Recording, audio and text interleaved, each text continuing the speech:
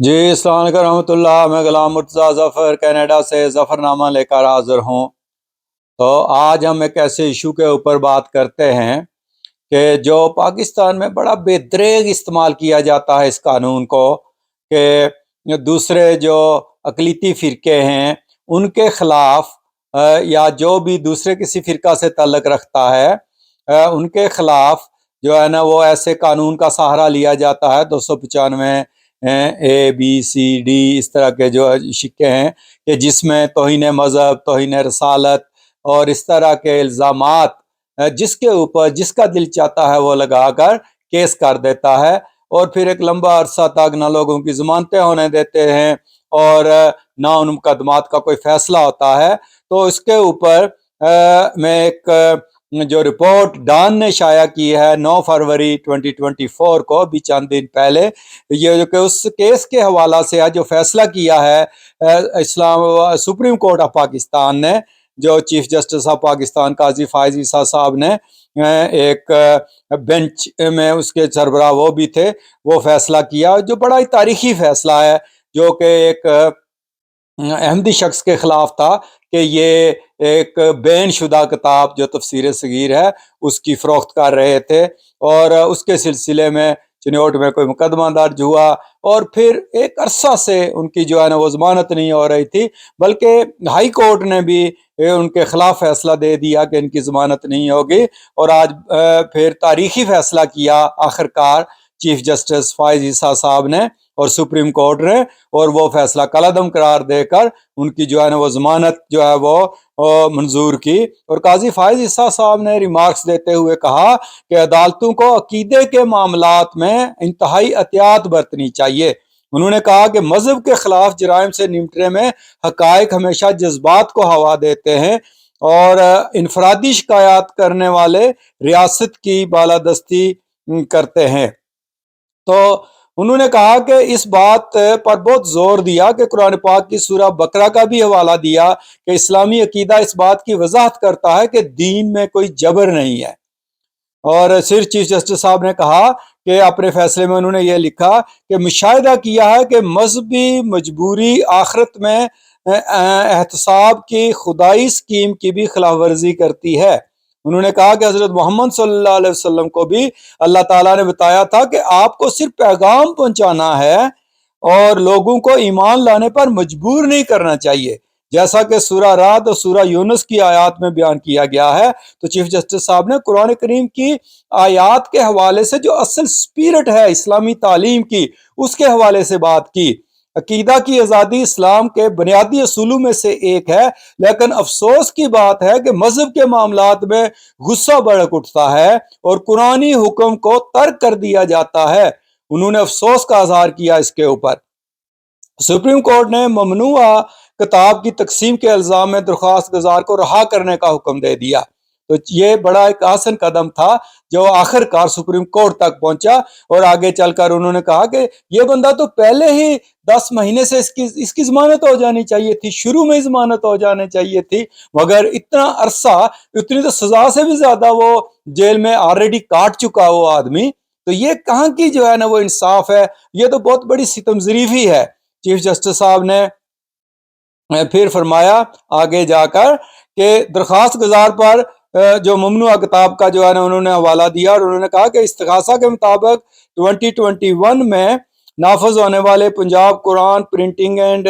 Recording ترمیمی act کے تحت ایک جرم کے تحت ان کے خلاف مقدمہ جو ہے نا وہ درج کیا گیا تھا، اور درخواست گزار اس کے پر کوئی فرد جرم بھی عائد نہیں کی جا سکتی تھی۔ فیصلے میں وضاحت کرتے ہوئے آپ نے کہا کہ درخواست گزار کے ساتھ قانون کے مطابق سلوک نہیں کیا جا رہا تھا، کیونکہ اپنے مقدمے کی سماعت کے اختتام کا انتظار کرتے ہوئے وہ اس سے کہیں زیادہ مدت تک قید رہا۔ اگر وہ مجرم پایا جاتا تو اسے سزا مل سکتی تھی۔ درخواست گزار کو 7 جنوری 2023 کو گرفتار کیا گیا تھا اور 13 ماہ تک قید میں رکھا گیا تھا۔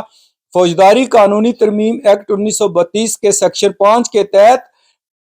قابل اجازت سزا سے دگنی سے بھی زیادہ، یعنی اتنا عرصہ ان کو رکھا گیا وہاں۔ सुप्रीम कोर्ट ने गैर कानूनी अहकामात को कलादम करार देते हुए 5,000 रुपए के मुचलके के एवज उनकी जमानत मंजूर की और मजीद बरा 24 जून 2023 को एक एडिशनल सेशन जज ने दरख्वास्त गुजार पर ताज़ीरात पाकिस्तान की दफ़ा 295C और 295B के तहत इल्ज़ामात आयद करने की हद तक चार्ज फराहम किया था। फैसले में कहा गया है कि कुरान पाक का तकाजा है कि तमाम अहमियत के हामिल मामलात पर गौर किया जाए और सूरा नाल बाब 6 आयत 44 और सूरा यूनुस बाब 10 आयत 24 पर गौर किया जाए। इस केस को ऐसा करना चाहिए था। इसके बजाय वो ये जाहिर करने के लिए बेताब थे कि कुरान पाक की बेहुरमती की गई थी और हजरत मोहम्मद सल्लल्लाहु अलैहि वसल्लम की तौहीन की गई थी। यानी ये वो बात है कि जिस पर दिल आए इल्जाम लगा दो कि इसने कुरान करीम की बेहुरमती की है। अगर कोई गैर मुस्लिम कुरान मजीद पढ़ भी रहा हो तो उसके ऊपर बेहुरमती का इल्जाम जो है ना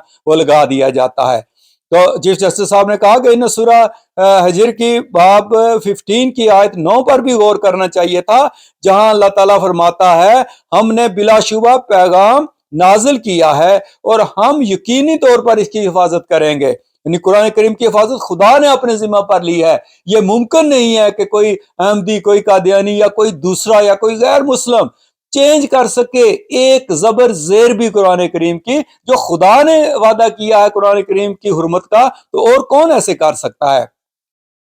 फैसले में कहा गया है कि कुरान पाक में मज़कूर कोई जबर ना होने का असूल आइन में बुनियादी हक के तौर पर दर्ज है। आइन के आर्टिकल 20 की शिक ए में कहा गया है कि हर शहरी को अपने मजहब का दावा करने, इस पर अमल करने और इसकी तबलीग का हक हासिल होगा। देखें, ये आइन की शिक का हवाला दे रहे हैं चीफ जस्टिस साहब, और वहां अहमदियों को कोई जो है ना वो बुनियादी शहरी हक भी नहीं दिए जाते हैं। और बड़ी बड़ी वीडियोस लोग जो है ना चढ़ा रहे हैं कि इनको तो किसी किस्म का हक नहीं है, ना इनको जमानत का हक है, ना इनको अपना दिफा करने का हक है, ना इनको अपना नाम रखने का हक है। हर हक से इनको जो है ना वो महरूम रखना चाहिए। फिर आपने कहा कि इनके आर्टिकल 20 की शिक ए में कहा गया है, अच्छा ये पढ़ दिया मैंने। आर्टिकल 20 की शिक बी कहती है कि हर मजहबी फिरके और इसके हर फिरके को ये हक हासिल होगा कि अपने मजहबी अदारों के क़याम, देखभाल और इंतजाम का हक रखें। यानी ये देखें, और आजकल किस तरह, कल हमने एक प्रोग्राम किया जिसमें एक मस्जिद के मीनार तोड़े गए, हालांकि वहां अजान नहीं होती थी, बंद की हुई है तो बंद थी, और कोई जो है ना कोई दूसरा वहां जाकर नमाज भी नहीं पढ़ता, क्योंकि वहां लिखा हुआ है कि ये अहमदिया जो है ना ये मस्जिद है या बैतुल जिक्र है। तो कौन वहां जाएगा? किसी के जज्बात मजरू होते ही नहीं है इस चीज से। मगर ये जो सियासी डुगडुगी बजाने वाले लोग हैं वो जाकर जो है ना वो ऐसे इकदाम करते हैं कि अपनी सियासी जो है ना वो साख बहाल करने के लिए वो जाकर मस्जिदों के मीनार तोड़ते हैं। चीफ जस्टिस साहब ने आगे ये भी बयान किया कि आइन का आर्टिकल 22 तकाजा करता है कि और तजवीज़ करता है कि किसी भी मजहबी बरादरी या फिरके को इस कम्युनिटी या फिरके के किसी भी तालीमी अदारे में इस कम्युनिटी या फिरके के तलबा के लिए मजहबी तालीम फराहम करने से नहीं रोका जाएगा। अब देखें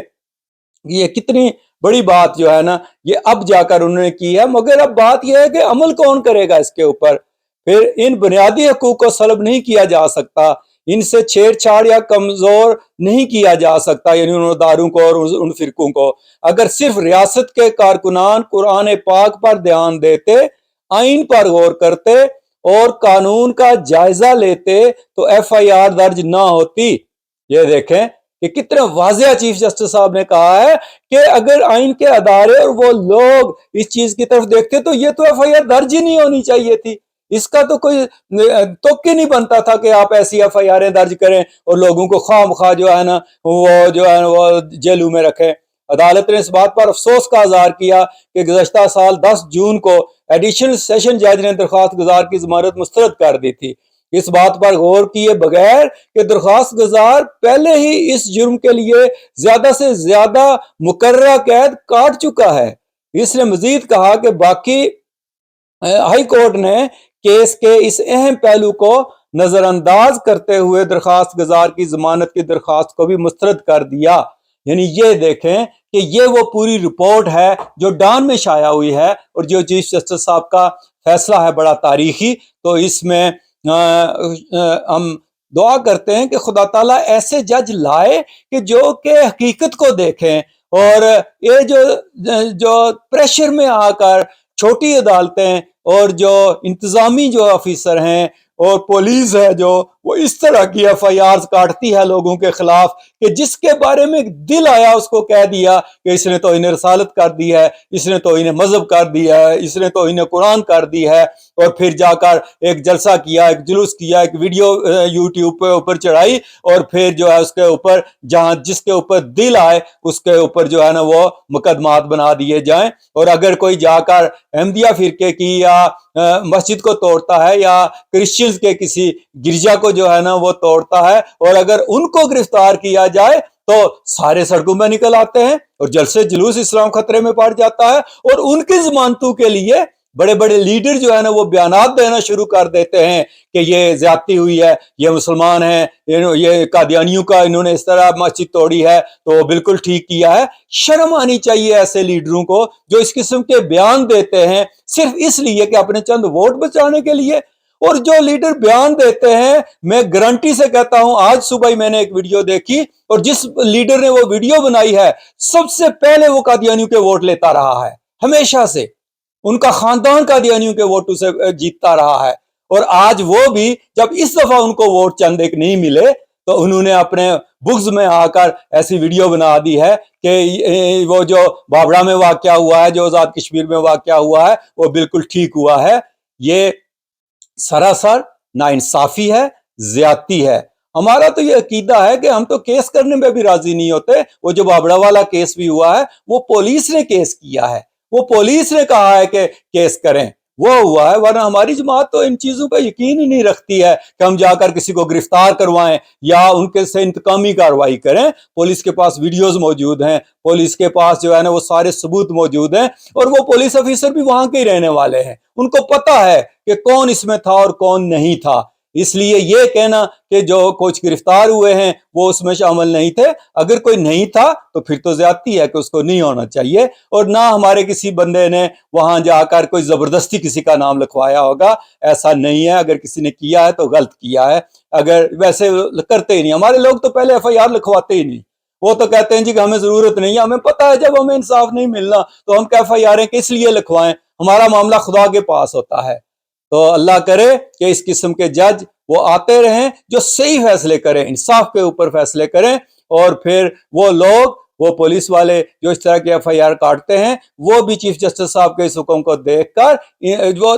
چھان بین کر کے ایف آئی آر کاٹیں اور صحیح طریقہ سے ایف آئی آر کاٹیں۔ تو اگر آپ کو ہمارے یہ ظفرنامہ کے پروگرام پسند آ رہے ہیں تو سبسکرائب کریں اور ہمارے پروگرام وہ پسند کرتے رہیں۔ Hey there. Subscribe to my channel. And also press this bell icon.